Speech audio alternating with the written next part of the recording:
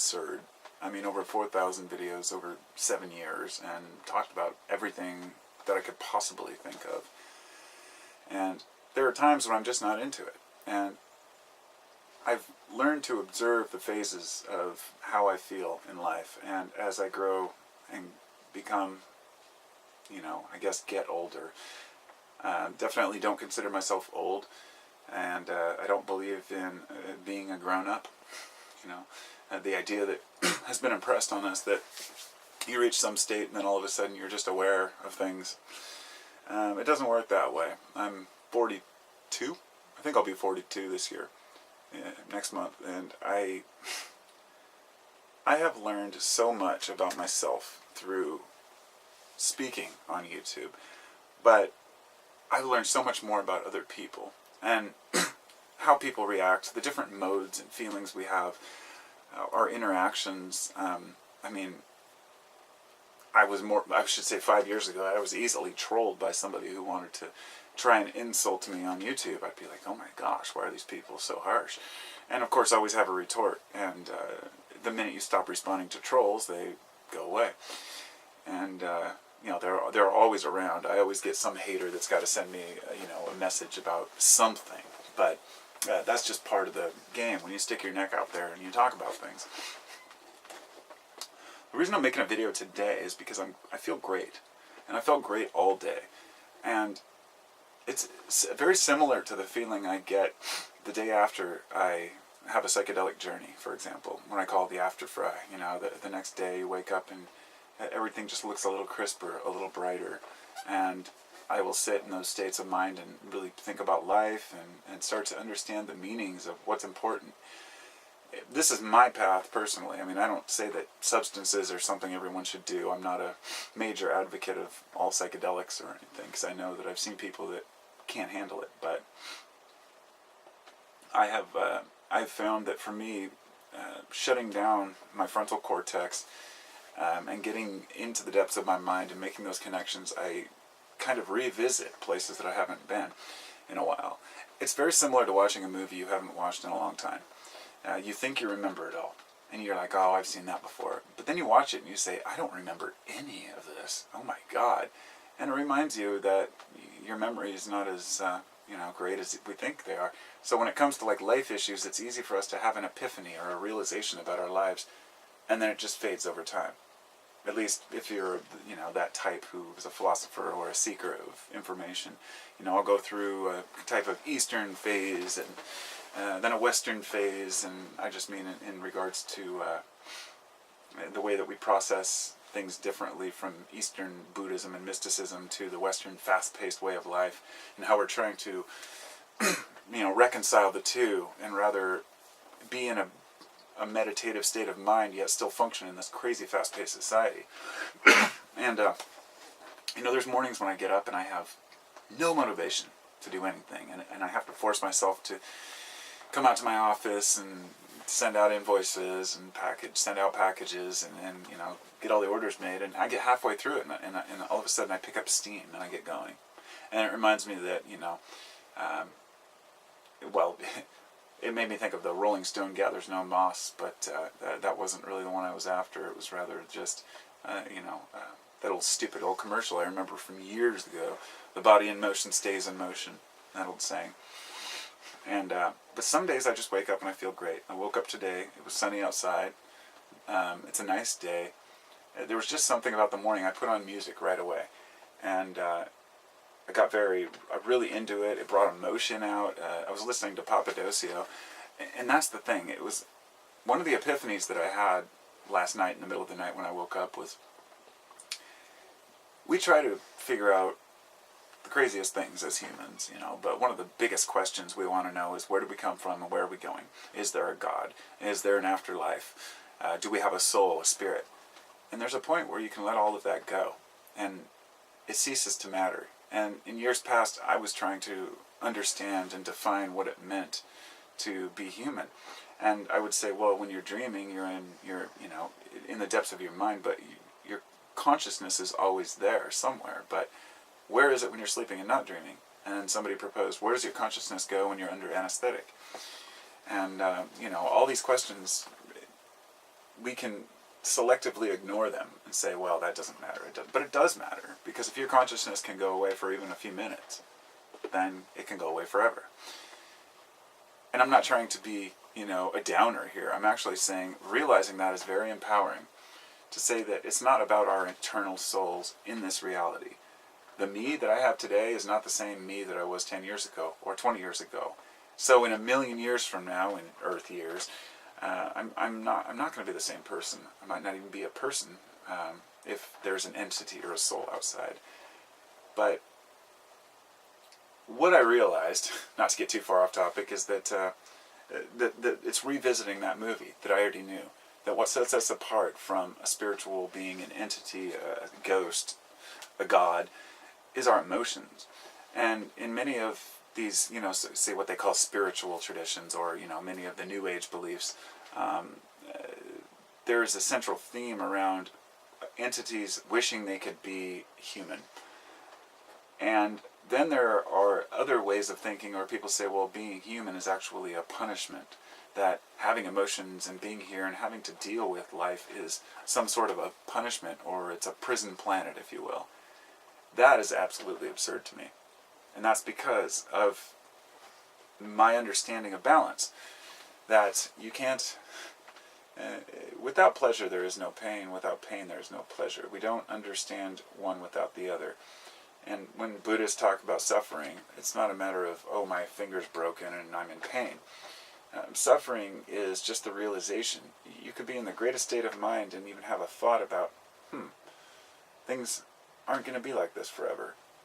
And that could be your epiphany, and you could let it be a completely positive changing experience or a non-positive. But what makes us human is our ability to synchronize and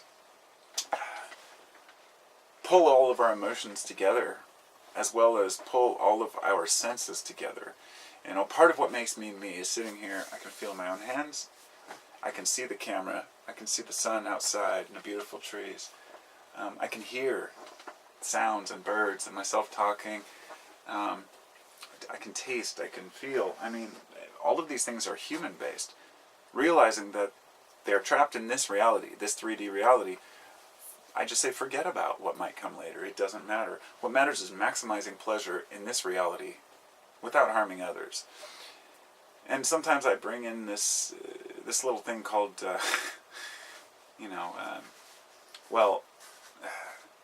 altruism is something that, I've had several discussions with people about. And say, are people altruistic by nature, or is it something that we've learned? Is it a learned behavior? And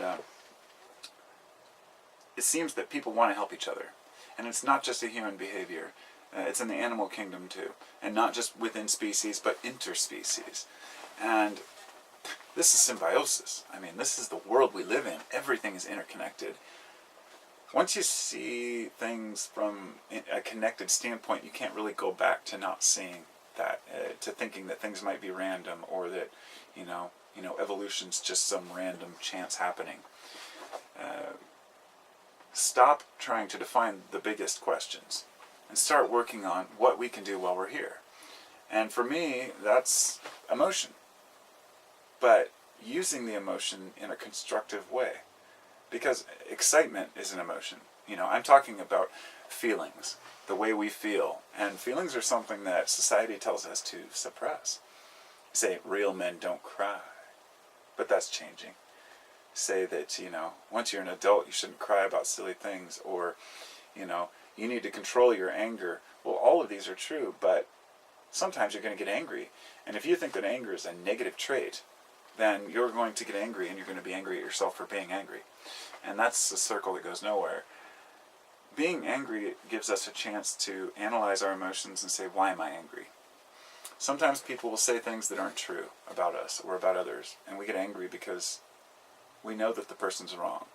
And then there's times when a person will say something about us or others that is absolutely true, but nobody wants to talk about. And that person will get angry for being called out on something that's absolutely true. It seems it's kind of like the two main reasons why people get really upset at others when they say something, especially a loved one. It's either because it's not true or it's absolutely true and they don't want to face it. And the more we come to terms with our own shortcomings and our awareness that we are going to be flawed in others' eyes no matter what we do. And sometimes you could be the most perfect human in your eyes, but just the fact that you are that way to someone else could be offensive because it makes them think that they're not worthy or whatnot. So you'll get harassed, you'll get insulted. If you're super scientific minded and you're very intellectual, people will insult you with that. Say, oh, you're an intellectual. Oh, you're a smarty pants.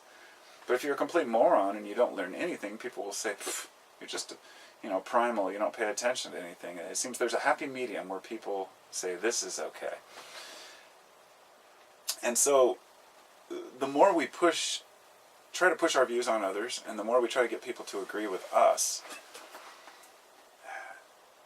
the more time we're wasting figuring things out for ourselves. I know who I am, but I'm still learning who I am. And I think a lot of you are in the same boat. You can never be content. Some people say this is just who I am. This is how it will always be. And for some people that works. That's another thing that's important. A person may say, hey, Bob, why do you work on the assembly line? You've been there for 20 years. You could go out and you can, start a business or, do something else. And the person lives in a small, modest house his whole life. And the guy says, I'm happy. And another person can't understand, how could he be happy? But he is, because that's his reality. And for some people, moving out into the woods by themselves makes them happy. For others, the thought of leaving people behind and having no connection to others would be emotionally devastating. And so the more we try to classify and confine people into categories, the more difficult it's going to be for us as humans.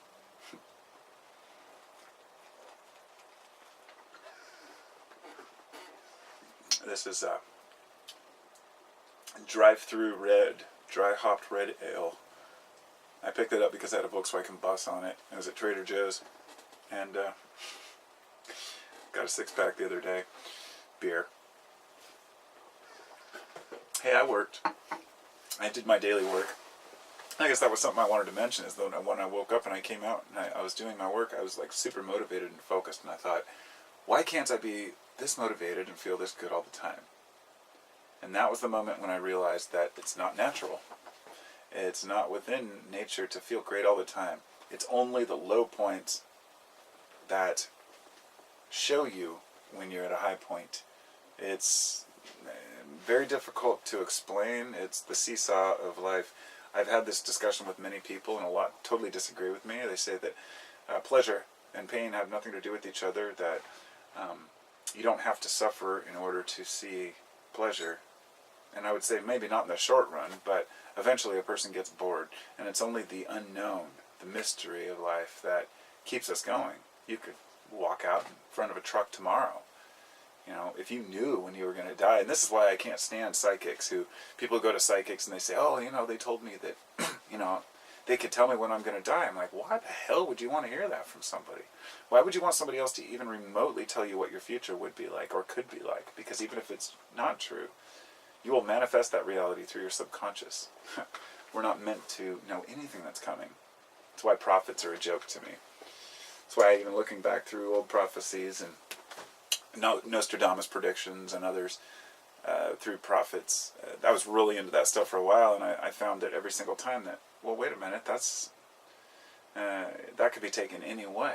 Not one prophecy has been put forward that says, this is what's going to happen on this date, and it turns out to be that way, in a way that we can actually deal with it and cope with it and say, oh, we know this is coming. You can't change the future, because once you do, it's not that future. And it's the same for our personal lives. Not knowing, the anticipation is what drives us. And when you wake up in the morning and you feel great, don't be one of those people who says, oh man, I'm having such a great day. Something's bound to go wrong tomorrow. It's that's setting yourself up. Setting yourself up to manifest that reality. And whether you believe in manifest destiny or not is irrelevant. We postulate like psychological hints to ourselves, and our subconscious picks up on that. And so to each individual, I hope you seek some sort of solace in your own happy moments, and not allow the negative moments to drag us down, because as individuals and a society. I think we're all after the same thing, which is just contentment, experience. I can't even say happiness, because happiness, assumes that there will be bad times. And that's my point of view on it, but not everyone will share that, and that's okay. Because nobody so far has presented an ideal version of what it means to be a human being. No one has presented a perfect, functional religion, or a belief system, or a way to set your future up to where you can't fail. It's the unknown, the chaos within the order. And that's why seeing things in metaphors is so crucial. Order forms out of chaotic motions, and eventually all order goes back to chaos. That's entropy. Everything falls apart. One of the biggest mysteries of life isn't, why does everything exist, but why do things become more complex? It's one of the questions that a lot of people don't even want to tackle, because it assumes that, my example being, evolution, an evolutionist believes that things evolved. Whether it be random or by, some design is irrelevant. The point is things are evolving towards more complexity. The question of how and why becomes one that's just, it's a pointless discussion. Nobody's seemed to find that yet. And that's a good thing. It means that nobody's out there to tell you what life's about, that you still have full power to rein it in and do what you want to do with it. And it's my belief that the more we educate ourselves about our surroundings, the better life we will live, and the better life those around us will live. As long as we don't take it to the point where we think we're better than others, because we're not. Nobody's better than another unless your actions reflect that you're making that effort. I'm not going to deny that there are shitty people out there. In order to say that there are great and good people out there, people that we should, remember, there are, famous people and infamous people. In today's society, fame has taken a back seat to, or I should say, progress as an individual has taken a back seat to mere fame. We look at famous people that are famous just for being famous. The whole Kardashian syndrome is just absurdity. It reflects something about ourselves that we don't even really understand. The psychological aspect of saying, wow, this seems like reality TV, even though it's completely set up, and that's how much of the life and of our lives are, and it's like living in a play. Don't let it consume us. Let it drive us, because it's all we have. Pound your fists against the wall and say, life isn't fair, all you want, and it ain't going to make a bit of difference. Sometimes it does help to relieve stress, but I just hope that I can, if anything, out of this, and maybe inspire people to see that the bad times are okay, that something good will come from it. Eventually. Talk to y'all later. Have a good day.